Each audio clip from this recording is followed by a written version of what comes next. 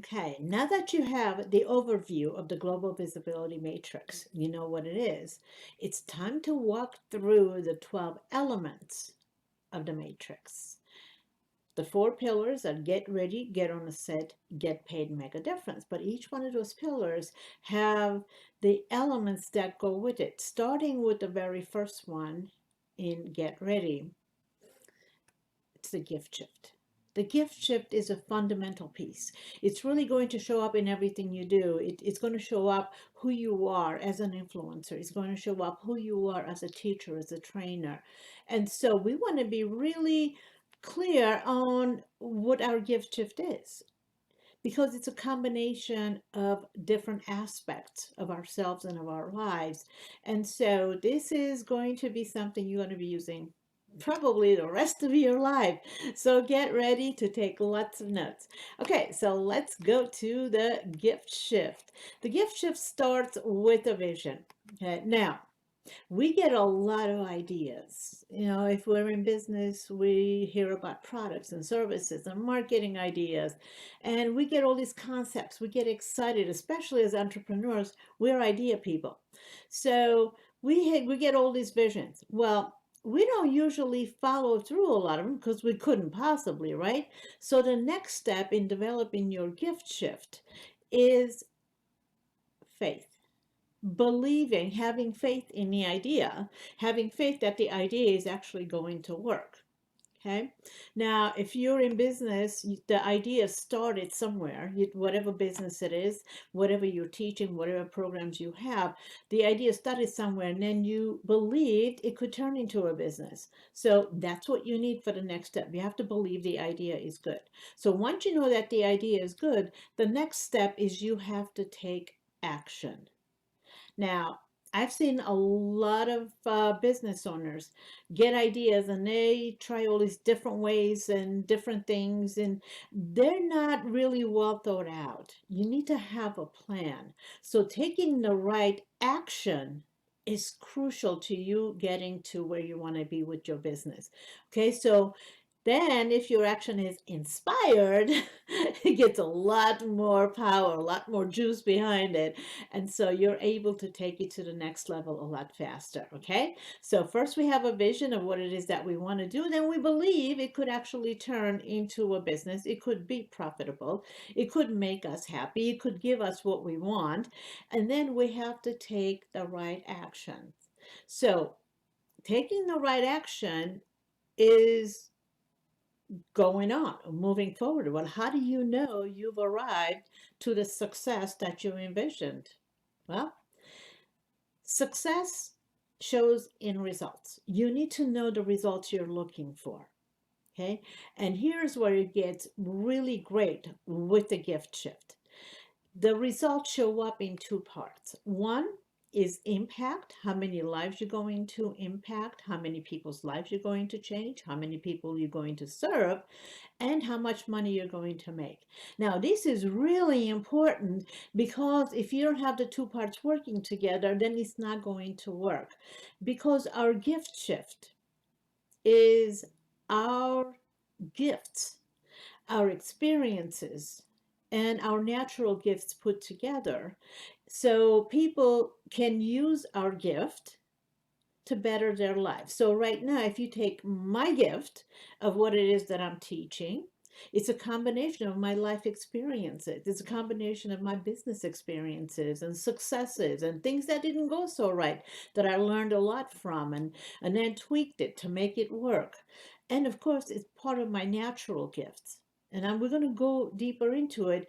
But if you really get this concept, if our gift shift is a combination of our gift, then that's what people take to actually take it to the next level. So you use my gift to better your business, then people use your expertise and the tools and the resources that you have and the products that you have to better their life. So it goes from me to you, from you to the people that you're serving, from the people that you're serving to their families, to their community. That's when a gift shift happens. So for that to happen, for us to know that we've already had a gift shift, we do need to have the impact and the profit working together, because if it's just helping people, then it's volunteer work. You know, you can help a lot of people, but that's not a business. For you to be able to continue to serve people on a daily basis, you need to be able to make money. So this is where all of this comes together. Your gift shift actually has to be identified, and it has to be monetizable.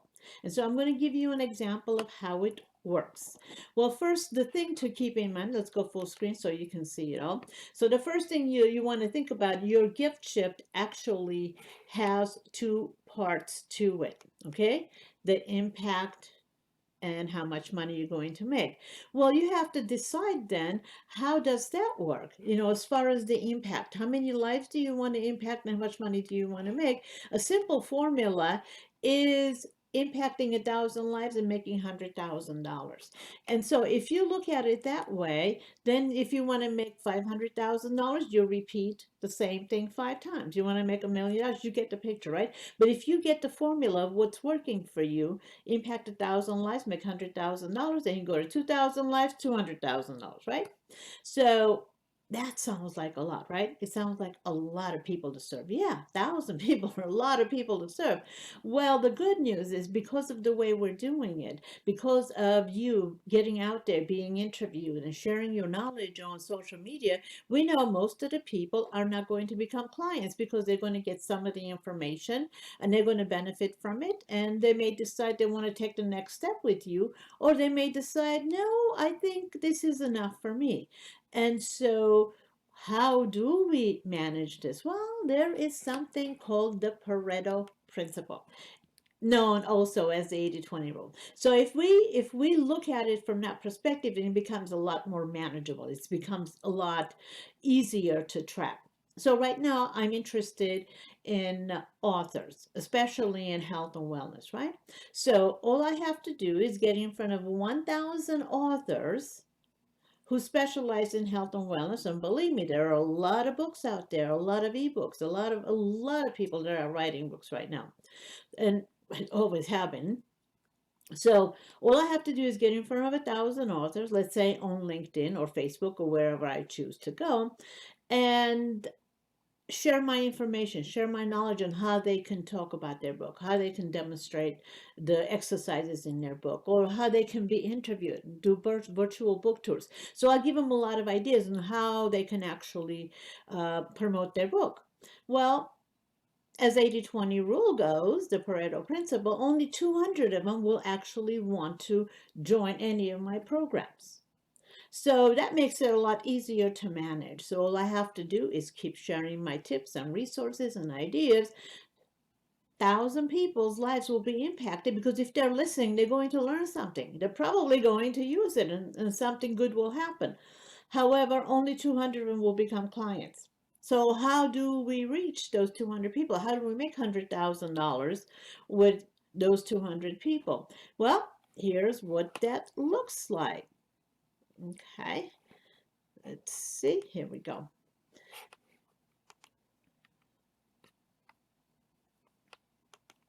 You can actually help 200 people with a $500 program. So you create a $500 program, and you will have 200 people buy it. That's your $100,000. Or you can actually take a two-step version of it. You can find 100 people and help them with your $100 program. That will bring you $10,000. And then you find another 100 people and offer you your $1,000 program. So now you have helped 200 people, and you have made your 100,000 plus. So it's 100,000 plus 10,000. And it's okay to make extra money, okay? So you get this, how the gift shift works. Gift shift. Gift shift. There you go. How it works. Okay, so are we doing better now? Does it feel more doable? I hope so. Okay, so you just have to make a decision on how you're going to be offering your products. And the good news here is that in the next segment, I'm actually going to show you what it looks like to have a funnel with your products, how to offer products, what your products look like, the different price points. But for right now, let's still stay on this track and go into identifying what your gift shift is. Okay. So now that we know how we're going to get our gift out there, what is our actual gift shift? Where does it come from? How do we put it together? Well, it's actually, I call it the authority influencer positioning. That's a mouthful, right? Okay. The reason I call it this because there are a lot of influencers out there, and it's not necessarily, teaching what we're doing. There are influencers that are sports figures, there are influencers that are movie stars, and there are different ways, a lot of influencers out there. What I'm talking about is authority figures, people who are actually teaching something, right? So this is where we go to the authority influencer positioning, and that's our unique gift shift. So to do that, you need to start looking at three different aspects of your life. I'm going to go ahead and go full on over here. Well, actually, you can see this. Okay. So first we start with the work experiences, your successes, from when you were a teenager all the way up to now. What are some of the things you've done? The different jobs you had. I don't care, it's from babysitting to being a receptionist or whatever you did. There are things you learned from there, things you did to actually get the job, things you learned at the job, things you did well, people you helped. All those stories matter because they become part of the tapestry of your experiences, your work experiences. Now, as important, maybe even more important, are your learned experiences. Now, these are things that didn't go so well, and we probably would rather avoid them. However, those are a lot of times the most, I guess, transformational experiences that really shift our perspective. They shift what we do and what we think and how we think, and so they're really important. So you also want to have those, because when you're sharing what you did, what were you thinking, what were you feeling, there's somebody out there who could benefit by that, so they don't have to go through the same experience to know what to do when a situation is in front of them. Okay, so that's how we help others. So the next thing is we look at is our life experiences. Our life experiences is what really connects us to each other. Okay. This is where the bonding happens with the influencers. When people feel like, yeah, she gets me, or yeah, he gets me, I get them. And so our life experiences help us to feel more connected. And the same thing applies, the success in our life experiences. Are you a great parent? What have you done that made you feel so good about being a great parent? What worked? And then the same thing happens with the challenges that we face, the learning experiences. What did you say or do and you ended up backfiring with your child? Well, were you too strict? Were you too lenient? Whatever.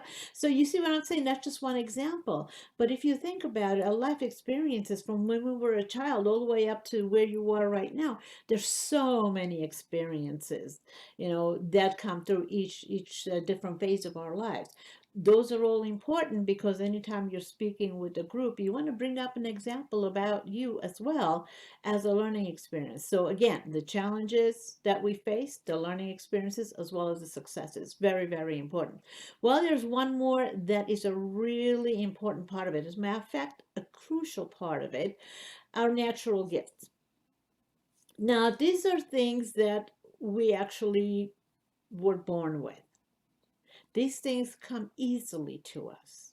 So we did nothing to earn them. Well, maybe they're hereditary, but still, it was given to us, right? And so there are some artistic gifts. Do you like to paint? Do you like to sing? What is it about you? That's artistic. We all have some, maybe varying degrees, but we're all artistic one way or another. Do you play musical instruments? And then there's the physical aspect of it. Do you like the way you look? What do you like what do you like about the way you look? What's so special about you? Now, if you really think about it, there are things that you really like about yourself. Are you a fast runner? Do you like your hair? Do you like your eyes? What is it that you like about yourself? Okay. And jot those down as well. Then we take a look at our cognitive. Now, This is how we think. Now, to give you an example, you probably heard me say already, I'm a problem solver. You have a problem going on, you have some kind of challenge, you want me on your team because I come up with solutions around all kinds of problems. I come up with solutions around solutions. I think in systems, I see through lines in complicated situations. So this is telling you a little bit about how I am and how I think. And so as you talk about how you think, other people will know. Are you very methodical? Do you pay attention to details? Well, that's somebody I love to work with because I'm a big picture kind of person. So it's important for you to share how you think. Now, the cognitive aspect of it, I'm going a little bit deeper into it because it's really important in business for us to know how a person thinks when we're working with them. So understanding the way they think naturally, it really helps us to decide, if we can actually work with this person and understand how to communicate. And people understand how to communicate with us and what to come to us for. Okay. And then there's the intuitive part. The intuitive part is we're all intuitive, that gut feeling that we get, but some of us are more than others. Okay. So where are you on that scale? Now, when you start looking at all the different things, the experiences you've had and the special gifts that you have, when you put this together, all of a sudden there's more you can do with it. So I'll give you an example. Now, probably quite a few of you already know Farley Almonte from being in the group. Anyways, she's known as the resilient coach. I mean, she's gone through so much in her life and somehow always has this smile on her face. She walks in the room lights up. How does she do that? Well, we want to know, don't we? But there's more. When we looked at Farley and her natural gift, she has a beautiful voice. And as a matter of fact, at one of our events, we were doing the event, she ended up singing an inspirational song. Now, how cool is that? She can have her keynote speech and then open it up with an inspirational song. She can do her events, open it up with an inspirational song. I like to dance, right? So when we're having the live events, we get the music going. I want to get everybody moving. It energizes me and it frees people up as well because hey, if you're dancing with the person who's doing the training, why not? It's a lot of fun, right? So think about it. Think about the things that you like, the things that you have. Okay. So let's take another example. It doesn't all have to be artistic.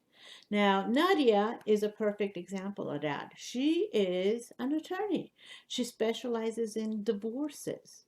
Well, as you can see, she is a mother and she is a wife, and it's very important to her that when going through divorce, the children are spared as much pain as possible. So when we were working together, I asked her, well, what are some of the things you did as a child? Because we were identifying her natural gifts. And she said, well, I like putting on plays. I like play acting. So I said, oh my goodness, here's what I would like you to do. When doing the training, set it up. So you are demonstrating what it looks like when couples are fighting ugly, vicious, and how that would impact the children. And then demonstrate what it looks like to actually have a conversation where you're communicating in a way where, at the very least, thinking of the children. How can we spare pain? They're going to be pain. There's going to be pain anyways, right? So that's something she did. Now all she has to do is set it up on stage in the room, put a sofa there, put a lamp, maybe a coffee table to sit on during the training, and then bring somebody from the audience and demonstrate what the argument could look like. Now that's bringing her natural gifts, combining it with her experiences. Okay, so that's the gift shift. And I hope that made it super easy for you to understand. And now the program that we go deeper into the gift shift that would take you to the next level with it is docu-branding. Tell you why the Hollywood way. The 6 elements in there, 4 of them are designed to pull out stories, and know how to tell a story. So people are walking through a journey with you. So how do you do it? What do you do? Well, it's in DocuBranding. And we're going to be doing the masterclass in that. Look up, the schedule is there. I don't want to give the date here because the schedule might change which one goes when. Okay, so that's where you're going to find additional information on the gift ship. And I'll come back with the next element of the global visibility matrix.